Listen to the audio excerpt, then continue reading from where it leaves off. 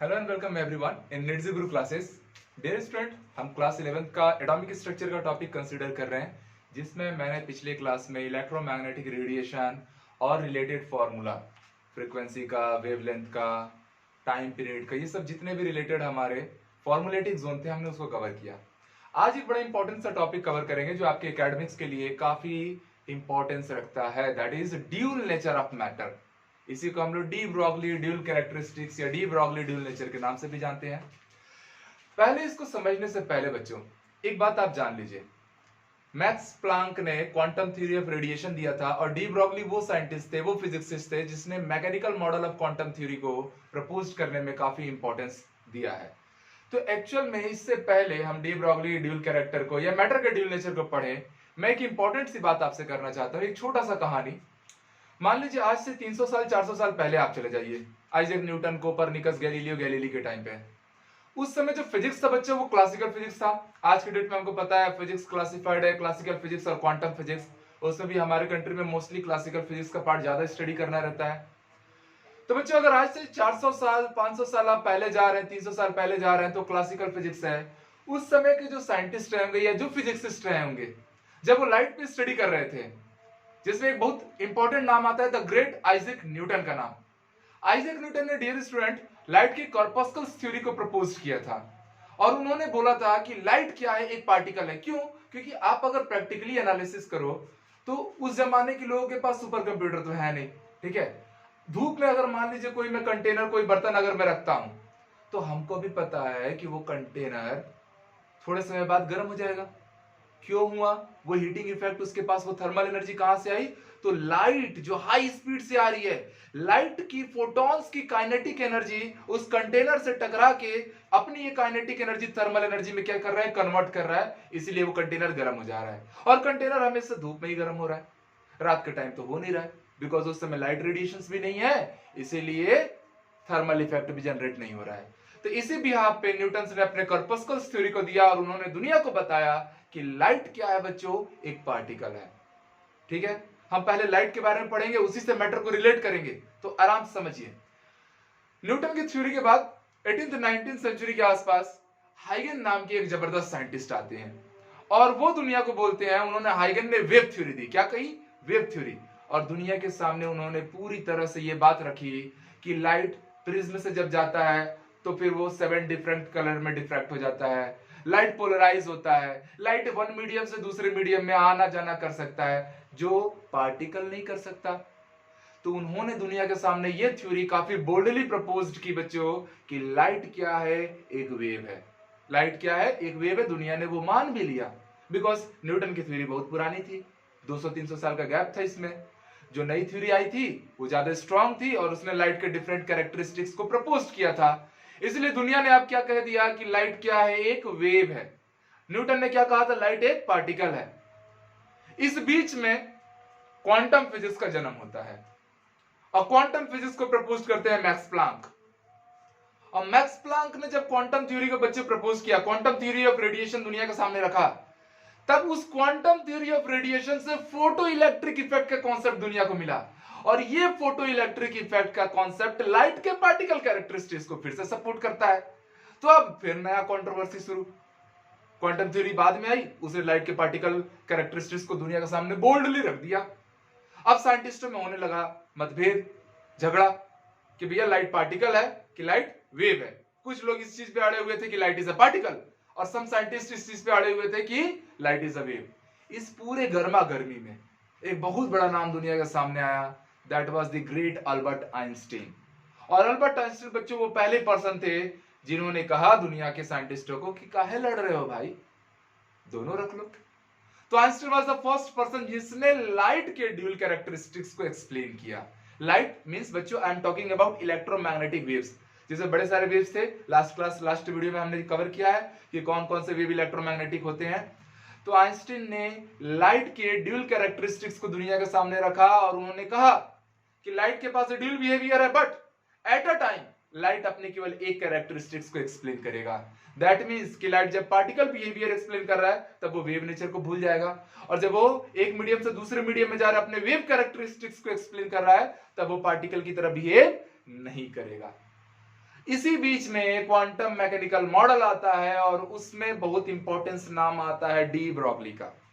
अब de Broglie ने क्या कहा बच्चों, तो डी ब्रॉगली बहुत स्मार्ट फिजिक्सिस्ट, उन्होंने बस इतना काम किया कि उन्होंने कहा यार ये जो इलेक्ट्रॉन है बहुत टाइनी पार्टिकल्स है, हमको दिखते नहीं है, इनका साइज, इनकी स्पीड लाइट या इलेक्ट्रोमैग्नेटिक वेव के इक्वल तो नहीं है बट उसी रेंज में है।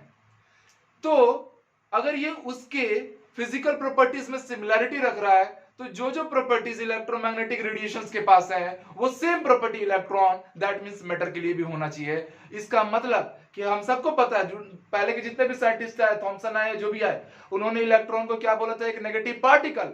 इलेक्ट्रॉन एक पार्टिकल है, ठीक है। तो उसी तरह उन्होंने ये बात कहा कि भैया इलेक्ट्रॉन पहले से पार्टिकल, ये तो प्रूव हो चुका था। बट डी ब्रॉगली क्या कहता है कि जैसे इलेक्ट्रोमैग्नेटिक रेडिएशन वेव के साथ पार्टिकल कैरेक्टरिस्टिक्स रखता है, ठीक उसी तरह इलेक्ट्रॉन भी उन्हीं के लगभग बराबर है, उन्हीं के लगभग स्पीड में मोशन करता है, इसलिए electron should also represent the dual characteristics. This was the dual nature of matter और de Broglie dual nature.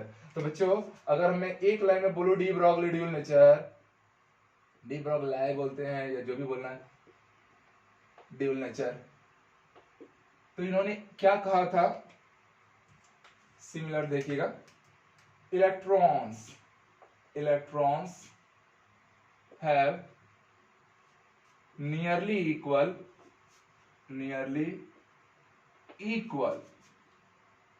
Size और speed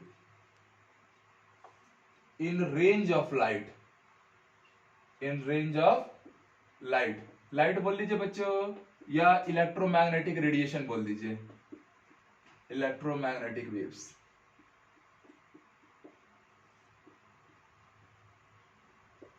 That's why, so light means electromagnetic waves, light, electron should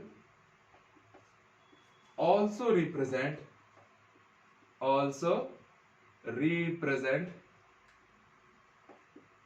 dual nature. और ये dual nature का मतलब क्या है, that means it shows it have both momentum and wavelength, तो ये तो डी ब्रॉगली का ड्यूल नेचर। याद रखिए लाइट का ड्यूल नेचर किसने दिया, द ग्रेट एल्बर्ट आइंस्टाइन।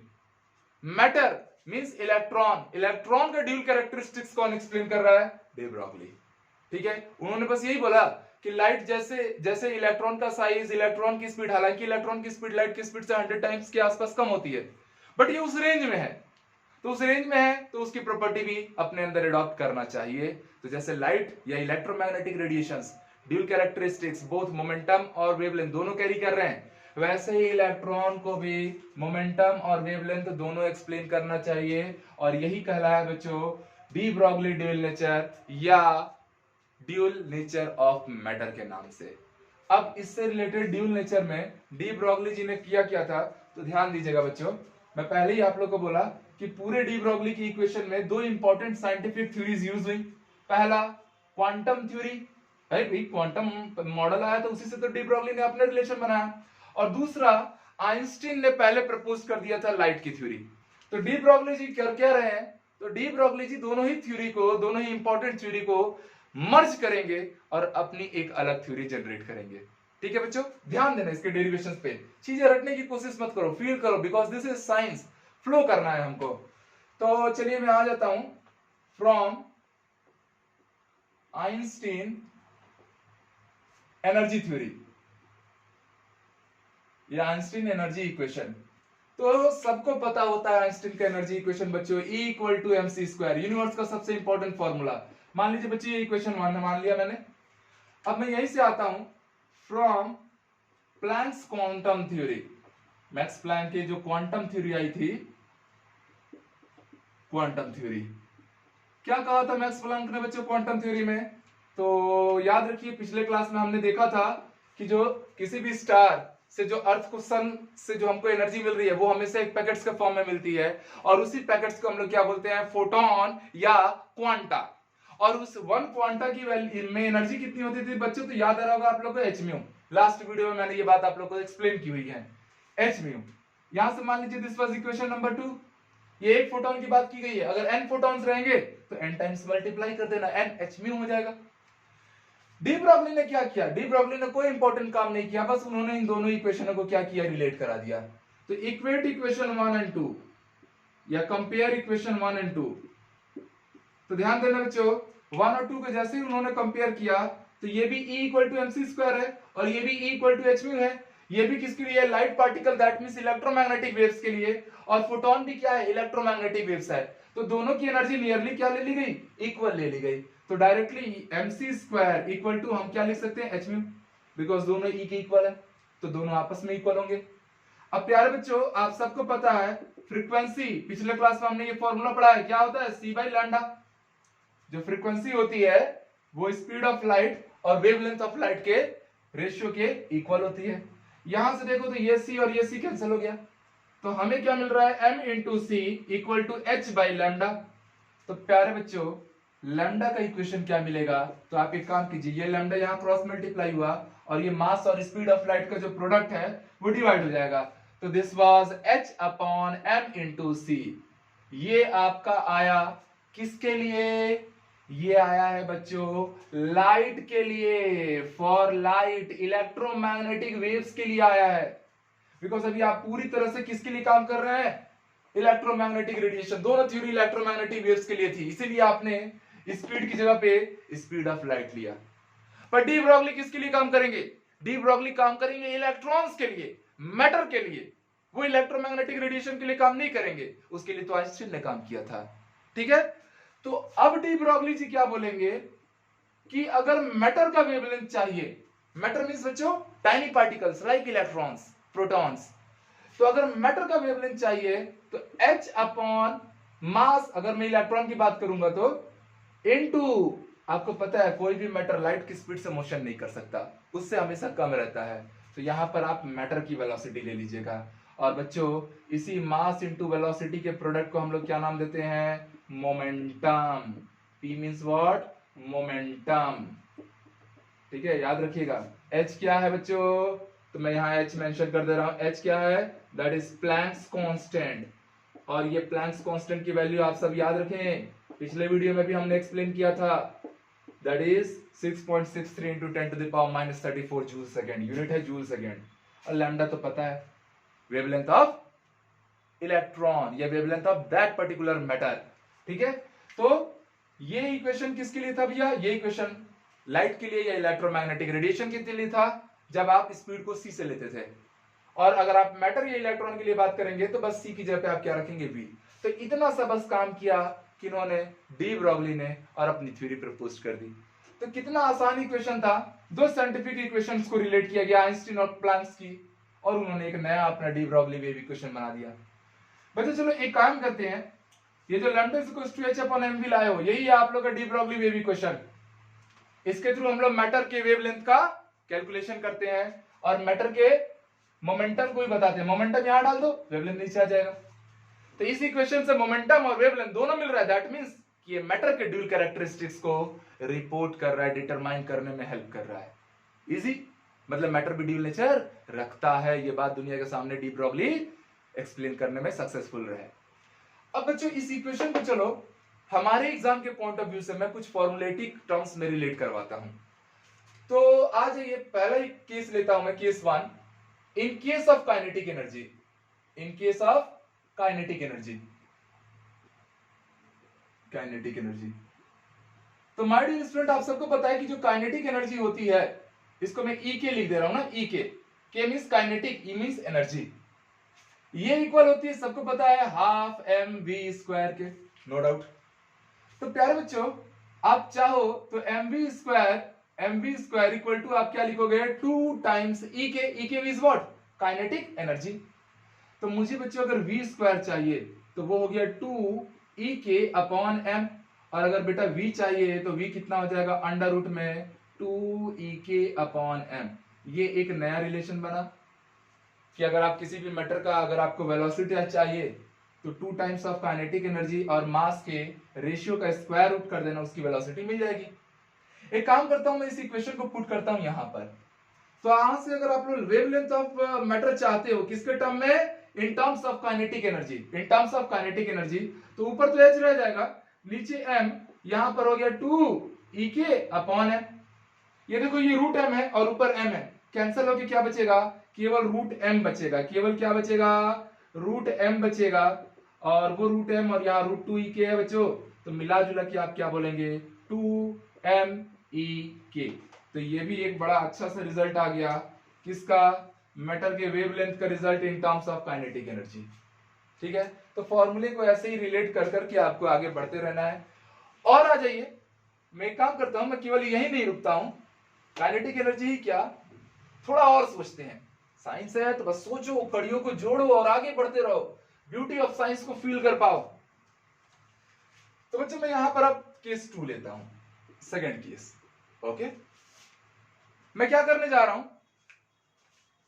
कि अगर मान लीजिए एक इलेक्ट्रॉन के पास खुद की काइनेटिक एनर्जी है। एग्जांपल सोचो, इलेक्ट्रॉन क्या है, एक चार्ज पार्टिकल, उसके पास एक काइनेटिक एनर्जी है।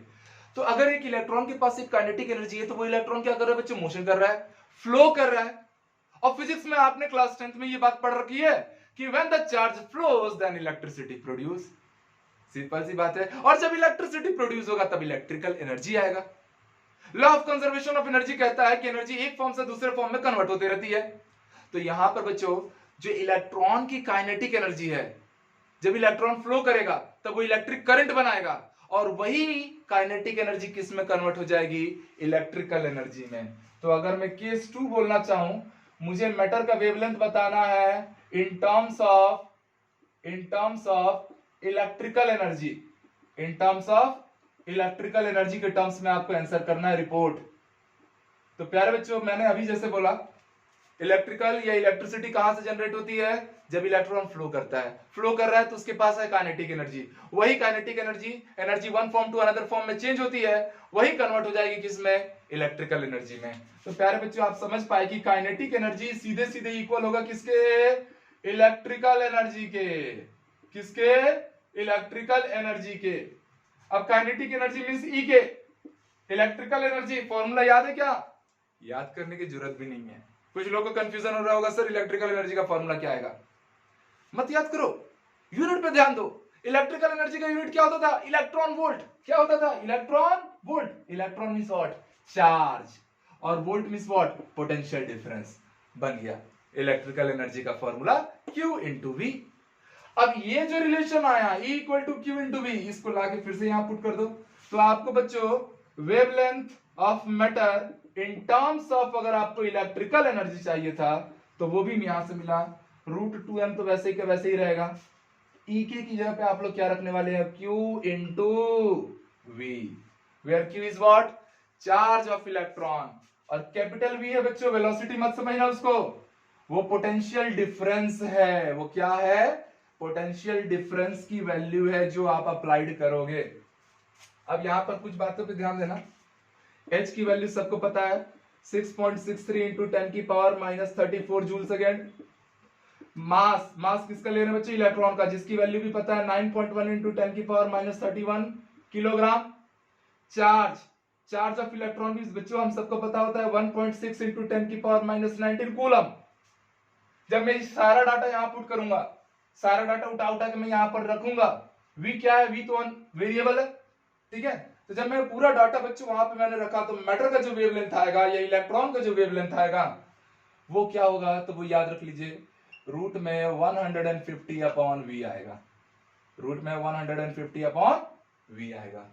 और रूट 150 की वैल्यू अगर आपको पता करनी है तो दिस इज 12 पॉइंट नियरली 2425 के आसपास आएगा। बट मैं कैलकुलेशन की इजी के लिए मैं 1 2 3 4 लिख दे रहा हूं। क्या कर रहा हूं, 1 2 3 4, और बीच में क्या लगा देता हूं, पॉइंट, बिकॉज पॉइंट के आसपास का आप अप्रोक्सीमेशन कंसीडर कर सकते हो। तो याद रखना 1 2 3 4 अपॉन में रूट V, मतलब 12.34, एक्चुअल में 12.25 आएगा, बट हमने क्या किया 1 2 3 4 हमको याद रहे, अपॉन रूट V। ये आया wavelength in terms of electrical energy. तो ये है ठीक है, ये इलेक्ट्रिकल एनर्जी के टर्म्स में है, और ये मैं वेवलेंथ लाया इन terms of potential difference. V is what, capital V क्या है बच्चों, PD। PD मतलब पेन ड्राइव मत समझ लेना, दैट इज पोटेंशियल डिफरेंस। ठीक है, तो चलिए अब हम आएंगे कुछ रिलेटेड न्यूमेरिकल्स प्रैक्टिस करने। फिलहाल के लिए आपने जाना कि यार डी ब्रोगली ने ड्यूल नेचर ऑफ मैटर कैसे प्रपोज्ड किया था, और साथ ही साथ में ये जो रिलेशंस हैं, कितने सारे इक्वेशन बने, उन पे आपने फोकस किया। अब बच्चों न्यूमेरिकल प्रैक्टिस करेंगे, तो मैं बोर्ड पे पहले कुछ सवाल लिखूंगा और फिर हम समय बचा के काम करेंगे। चलिए डियर स्टूडेंट, यहाँ देखिए दो क्वेश्चन मैंने लिखा है। दोनों क्वेश्चन आपके एनसीईआरटी टेक्स्ट बुक के पीछे के जो अनसॉल्व्ड सेगमेंट रहते हैं, जो कि काफी इंपॉर्टेंट रहते हैं, एक एक सवाल बनाना है आपको, तो वहीं से हमने उठाया है। और प्रयास आप ये कीजिए ना कि एनसीईआरटी को आप, मैंने पहले भी वीडियोस में बोला है, एनसीईआरटी को आप समझ लो कि वो आपकी भगवत गीता है, बाइबल है, कुरान है। उसका पूरा कॉन्सेप्चुअल पार्ट, उसके पीछे के सॉल्व्ड अनसॉल्व्ड सारे प्रॉब्लम एकदम आपके मुट्ठी में बंद रहने चाहिए। इतना आपको प्रैक्टिस करना है एनसीईआरटी को। ठीक है, तो चलो फिलहाल के लिए हम क्वेश्चन देख लेते हैं। क्वेश्चन में क्या बोल रहा है, the dual behaviour of matter proposed by the de Broglie led to be discovery of electron microscope. काफी लंबा चौड़ा स्टेटमेंट दिया है। Often used for the highly magnified images of the biological molecule and the other type of material if the velocity of electron is in the microscope is 1.6 into 10 की power 6 metre पर second. कभी भी physical chemistry का question solve करो, कभी भी physical chemistry का बच्चों अगर आप क्वेश्चन सॉल्व कर रहे हैं, तो आप डाटा कलेक्ट कीजिए, सबसे पहला काम। तो डाटा कलेक्शन में हम लोग को मिला था वेलोसिटी ऑफ इलेक्ट्रॉन, मतलब v की वैल्यू बच्चों हमको मिल गई, दैट इज 1.6 into 10 की पावर 6 मीटर पर सेकंड। Very good. आगे बढ़ो, the calculate the de Broglie wavelength associated with the electron, that means we need to find the lambda. हमें क्या लाना है, लैम्डा लाना है। ओके, रिलेशन हमने पढ़ रखा है, इलेक्ट्रॉन क्या है, एक मैटर है, तो मैटर है तो relation lambda is equal to m into v लगाएंगे। ठीक है, m क्या है, इलेक्ट्रॉन के लिए बात हो रही है, तो यहां पर आप मास ऑफ इलेक्ट्रॉन ले लेना।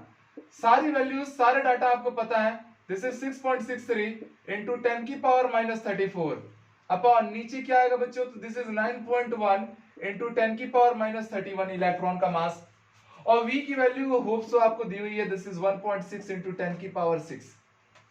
आसान है, कैलकुलेशन में कोई घबराएगा नहीं। ठीक है, पॉइंट में आंसर आने वाला है। अगर आंसर पॉइंट में आता है तो आप अप्रॉक्सीमेट कैलकुलेशन करने के लिए बिल्कुल फ्री हैंडेड हो। ठीक है, तो बच्चे यहां देखो, ये 1.6 दिख रहा है, ऊपर ये 6.6 दिख रहा है, मतलब 6.4 मानता हूं, और मैं सीधे इसको 4 से उड़ा देता हूं। आसान है, 4 से सीधे उड़ा दिया। चलो 4.1 ले लो, ज्यादा दिक्कत हो रही है, थोड़ा बढ़ा के 1.6 6.4 6 में चले जाए, 4 में चले जाता, इससे 4.1 ले लिया क्योंकि थोड़ा बड़ा है। इजी। अब यहां ध्यान से देखिए, पहले 10 की पावर को बैलेंस कीजिए, तो ये जो 10 की पावर -31 है, ऊपर जाके +31 हो जाएगा, और यहां मिला जुला के बचेगा क्या, ओनली 10 की पावर -3, और ये 10 की पावर 6 जो नीचे है, ये ऊपर जाएगा 10 की पावर -6 होगा। ओवरऑल हम लोग को 10 की पावर में बच्चे कितना मिलने वाला है, 10 की पावर -9। 10 की पावर बैलेंस कर लो। ठीक है, ऊपर है 4.1, नीचे है 9.1, ये चल रहा है लैम्डा। इसको 4/9 मानो। क्या मान रहे हो आप लोग, 4/9। 4/9 की वैल्यू अगर मैं बच्चों सॉल्व करूंगा, तो 9 4 जा 36, फिर 5 0 आया। ठीक है, 9 5 जा 45, फिर 5 0 आया, 9 5 जा 45 इंटू 10 की पावर कितना चल रहा है, -9। क्या हुआ, यही हो गया मेरा आंसर। चाहो बच्चों तो इसको आप लोग 4.55 इंटू 10 की पावर -10 मीटर लिख सकते हो, जिसको हम लोग 4.55 एंगस्ट्रॉम का भी नाम दे सकते हैं। या अगर आप और सॉल्व करना चाहो तो इसी चीज को आप डायरेक्टली लिखते 400, यहां से देखो 3 डिजिट आप पॉइंट किधर ला रहे हो, तो 10 की पावर में भी 3 का गैप लाइए, तो 10 की पावर -12 मीटर आ जाएगा, जिसको आप 455 पिकोमीटर कहोगे। क्या कहोगे, 455 पिकोमीटर। तो ये था आपका पूरा कैलकुलेशन वर्क, जिसमें आपने पहले सवाल को पूरा सॉल्व किया। इसको बच्चों आप नोट करो, फिर हम इस सवाल पे आते हैं। चलिए आ जाइए, वीडियो रोक कर आप लोग। चलिए बच्चों, ये सेकंड क्वेश्चन आप देखते हैं, उसको हमने हटा दिया ताकि स्पेस बने। इसमें क्या कह रहा है, similar to electron diffraction like this question, neutron diffraction microscope is also used for the determination of the structure of molecule if the wavelength used here is 800 picometre. आप इस डाटा को कलेक्ट करो। ये क्या दे रखा हमको दे रखा वेवलेंथ कितना 800 पिकोमीटर। 800 पिकोमीटर का मतलब होता है बच्चों 10 की पावर -12 मीटर। आप थोड़ा और इसको सॉल्व करोगे तो 800 को मैं 8 इंटू 10 की पावर 2 लिखूंगा और बगल में 10 की पावर 12 है, मीन्स मिला जुला के मैं 800 इंटू 8 इंटू 10 की पावर -10 मीटर लिख सकता हूं। आगे देखिए calculate characteristics velocity associated with the neutrons. आपको वेलोसिटी लानी है किसकी, न्यूट्रॉन की। अच्छा बात अगर न्यूट्रॉन की है बच्चों तो मास ऑफ न्यूट्रॉन लेना पड़ेगा जिसकी वैल्यू 1.675 या 674 इंटू 10 की पावर कितना लेते हैं -10 की पावर -27 किलोग्राम। ये होता है न्यूट्रॉन के मास की वैल्यू। आपसे एक रिलेशन आप सबको पता है, lambda is equal to h upon mv। Simple, h पता है, हमेशा पता है क्योंकि वो तो प्लैंक्स कांस्टेंट है। मास ऑफ प्रोटॉन न्यूट्रॉन आपको पता है। आपको लैम्डा दिया हुआ था, v लाना था, तो v का नया इक्वेशन आप यहां से जनरेट कर दीजिए, v को यहां क्रॉस मल्टीप्लाई कीजिए, लैम्डा को डिनोमिनेटर में भेज दीजिए, तो m इंटू लैम्डा। अब बस कैलकुलेशन पार्ट रह जाएगा। जैसे 6.63 h की वैल्यू रखा मैंने बच्चों, नीचे मास की जगह पे याद रखना न्यूट्रॉन के बारे में बात करने बोला गया है। किसके बारे में बात कर रहा है, न्यूट्रॉन। तो न्यूट्रॉन का मास लेना आप लोग, दैट इज 1.674 इंटू 10 की पावर -27, ठीक है, इंटू लैम्डा कितना है भैया 8 इंटू 10 की पावर -10, 8 इंटू 10 की पावर -10। सॉल्व कीजिए आप चीजों को, ठीक। तो ध्यान देना फिर से ये 1.6 है और ये 6.4 है, मैं सीधे 4 से उड़ा रहा हूं। 6.6 था ना, तो मैं 1.6 4 जा 6.4 6. पर ये भी उससे थोड़ा ज्यादा है, तो मैं सीधे कैलकुलेट कर लिया कि ये 4 में चले गया। जैसे ही वो 4 में गया बच्चों ध्यान देना, ऊपर आया 4 इंटू, एक काम करो तो 10 की पावर को बैलेंस करो, तो 10 की पावर में ऊपर में क्या है -34, नीचे ध्यान दोगे तो -27 -10 जो क्या हो चुका था +37 और वो -37 जब ऊपर आएगा प्यारे बच्चों तो वो हो जाएगा +37। ऊपर आता है सिंबल चेंज कर देना है, डिवाइडेड बाई नीचे क्या चल रहा है भैया 8 चल रहा है, तो दिस इज 4/8 मींस 1/2 इंटू 10 की पावर कितना है 3, 1000/2। नियरली वेलोसिटी कितनी आ रही है, हमारी वेलोसिटी अप्रोक्सीमेटली ले रहे हैं ना हम लोग, क्योंकि यहाँ पर हमने एग्जैक्टली कैलकुलेट तो किया नहीं था, हम तो सीधे बुम बुम कर दिए थे। तो भैया यहाँ पर नियरली 500 मीटर पर सेकेंड आ रहा है। अगर आपको एग्जैक्ट कैलकुलेटेड डाटा चाहिए तो वो 494.47 मीटर पर सेकेंड आएगा, ठीक है, तो आसपास का चल जाएगा। सिंपल सी बात है। तो सवाल देख रहे हो कितने आसान रह रहे हैं। अब चलो अब हम लोग कुछ और इंपॉर्टेंट क्वेश्चंस भी डील करेंगे और प्रीवियस ईयर्स की नीट और जेईई के क्वेश्चन भी लगा लेते हैं बच्चों। तो आइए प्रैक्टिस करते हैं। चलिए डियर स्टूडेंट, ये बड़े सारे मैंने क्वेश्चन लिख रखे हैं जो रिलेटेड टॉपिक से हैं, जो प्रीवियस ईयर्स के आपके एंट्रेंस एग्जामिनेशन में आ चुके हैं। देखिए आप जो भी पढ़ाई कर रहे हैं ना, बहुत लोगों का ये ओपिनियन रहता है कि यार हम बोर्ड के लिए पढ़ें क्या हम कॉम्पिटिटिव के लिए पढ़ें, बट देखो कोई बोर्ड कोई कॉम्पिटिटिव एग्जाम ऐसा कुछ नहीं है। आप किसी भी चीज को पढ़ो ना बच्चा तो कंप्लीट पढ़ो, ठीक है। आपने अगर कोई कॉन्सेप्ट को, जैसे मान लीजिए डी ब्रोगली थ्योरम आपने पूरा एकदम ईमानदारी से कंप्लीट किया, तो ईमानदारी से कंप्लीट किया तो आप समझ जाइए कि अगर आपसे एनसीईआरटी के क्वेश्चन बन रहे हैं तो आपसे किसी भी एग्जाम के क्वेश्चन बनेंगे। और यही बात मैं आपको दिखाना चाहता हूं हर वीडियो में। तो वो जो अपने अंदर का एक फोबिया है उसको डिस्ट्रॉय करिए। आज के डेट में जैसे नीट 2020 का पेपर इतना इजी पेपर आया, इतना इजी पेपर कि भैया अनएक्सपेक्टेड बच्चे जिन्होंने एनसीईआरटी कवर किया होगा वो आउट ऑफ 45 केमिस्ट्री क्वेश्चन में 40+ से ज्यादा स्कोर कर सकते थे। तो इसीलिए माइंड डाइवर्ट मत करो। आप ये मत सोचो कि आप अपने बोर्ड के लिए पढ़ रहे हैं कि आप अपने एंट्रेंस के लिए पढ़ रहे हैं। आप पढ़ रहे हैं, आप जो पढ़ रहे हैं वो चीज आपके हाथ में होना चाहिए, सॉलिड होना चाहिए, ठीक है, चाहे वो बोर्ड के क्वेश्चन हो चाहे एंट्रेंस के क्वेश्चन हो, ठीक है। बाकी हम मिलकर मेहनत करते ही रहेंगे। आज बच्चे ये बड़े सारे क्वेश्चन है, नीट में पूछा हुआ सवाल है, the energies E1 and E2 of the two radiations are 25 electron volt and 50 electron volt। Energy दिया है भाई, E1 और E2 नाम से दो एनर्जी हम लोग को दिया है। चलो मैं यहां सॉल्व कर रहा हूं बच्चों।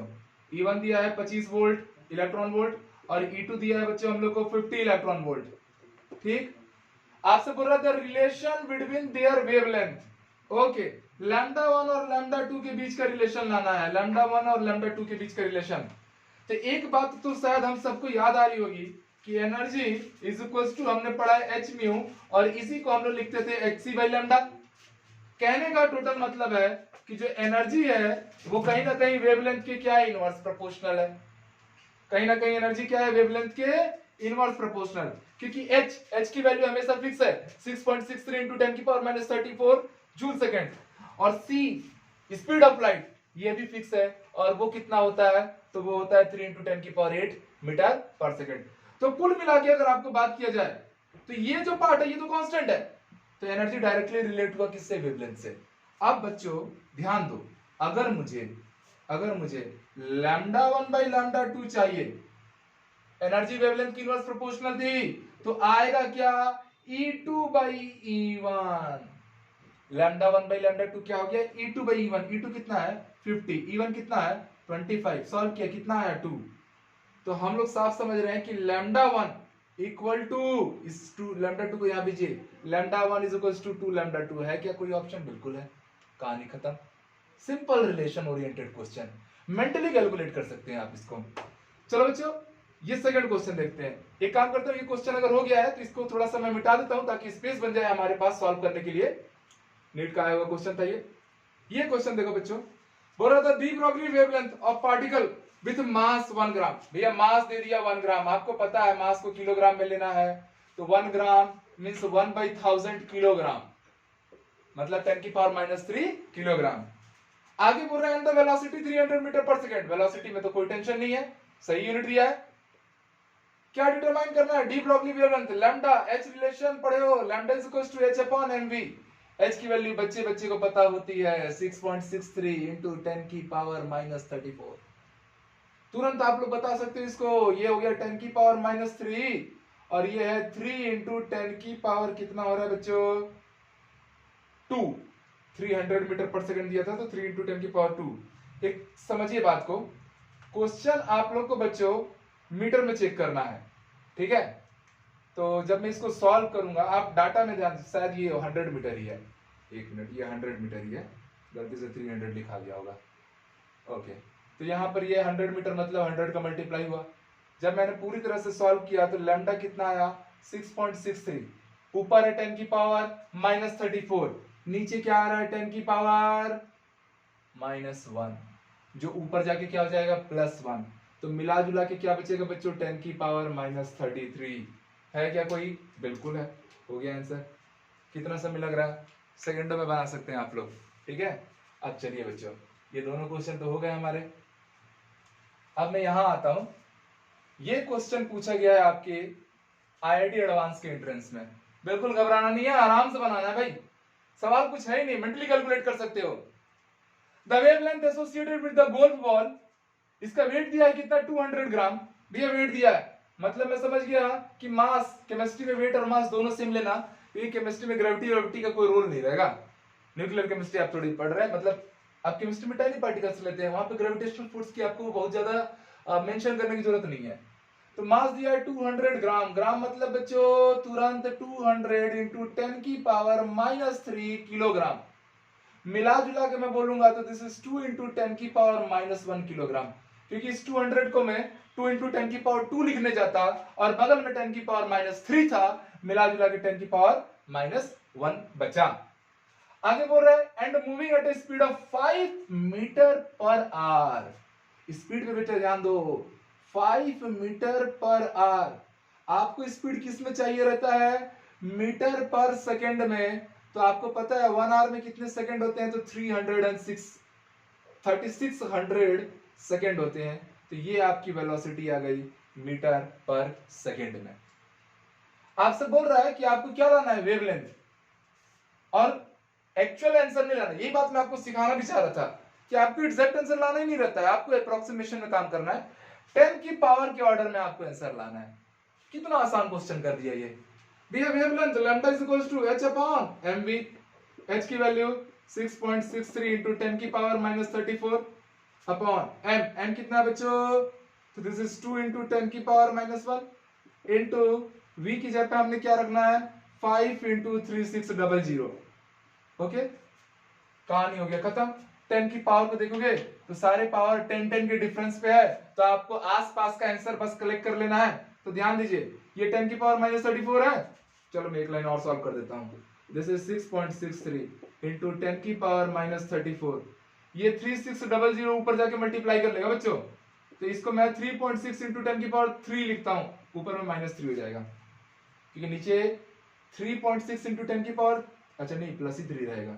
3.6 इंटू 10 की पावर 3 है, वही ऊपर जाके भी क्या हो जाएगा, ये तो सीधे पलट के ऊपर गया ना, आपने भेजा नहीं है, पलटी मार के ऊपर गया है, तो वैसे का वैसे ही रहेगा। नीचे क्या हो रहा है, तो दिस इज 2 इंटू 5 इंटू 10 की पावर -1। 2 इंटू 5 इंटू 10 की पावर -1। 2 5 कितना होता है 10, और ये है 1/10। ये पूरा पार्ट खत्म।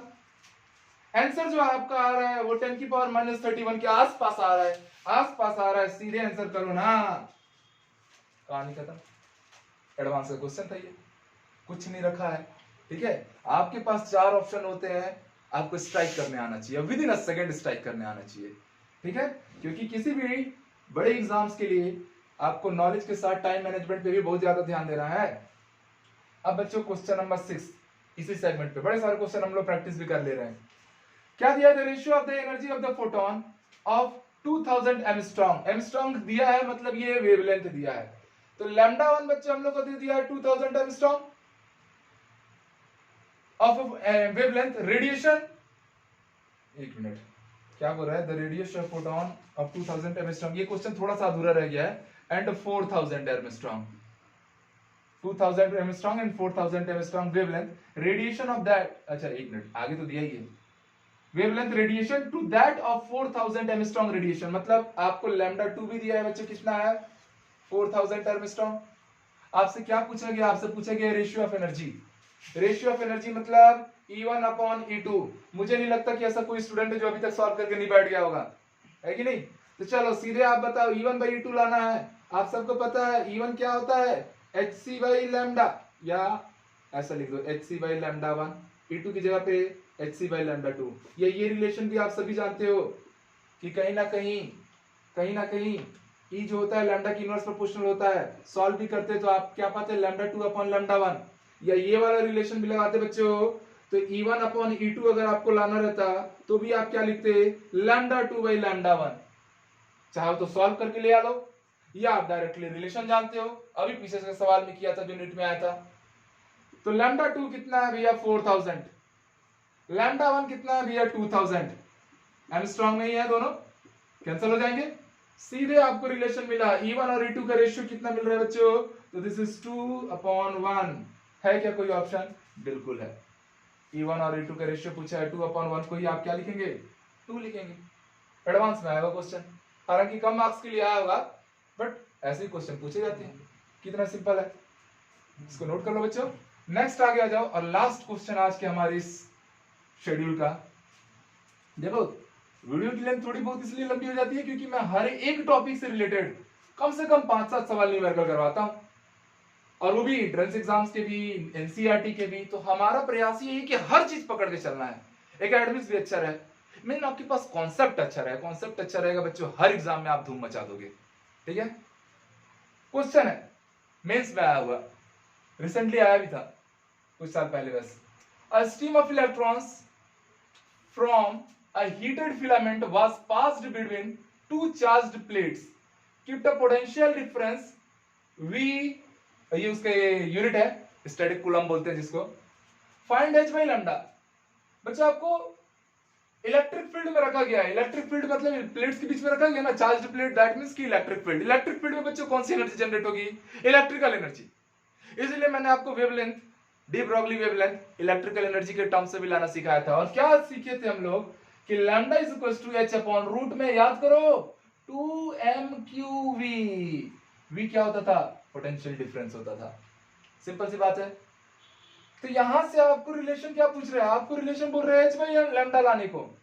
h by lambda means this part पूरा यहां मल्टीप्लाई कर दो, तो h by lambda is equal to क्या मिल रहा है, रूट में 2mqv। बात किसकी कर रहा है, बात कर रहा है इलेक्ट्रॉन की। तो इलेक्ट्रॉन के केस में जो Q है वो E के इक्वल होगा, चार्ज ऑफ इलेक्ट्रॉन, ठीक है। तो H बाई लैम्डा का रिलेशन बच्चों आप पाए रूट में 2 MeV। Is there any option? Yes, हो गया। कितना कितना देर लग रहा है, फ्रैक्शन ऑफ सेकंड में आप चीजों को डील कर पा रहे हैं। तो होप सो, मुझे पूरी उम्मीद है कि डी ब्रॉगली ड्यूल नेचर से रिलेटेड आपने पूरे कॉन्सेप्ट को अच्छे से समझा। बच्चों मिलते हैं नेक्स्ट वीडियो में, तब तक इसके नोट्स तैयार रखो। Have a very great day.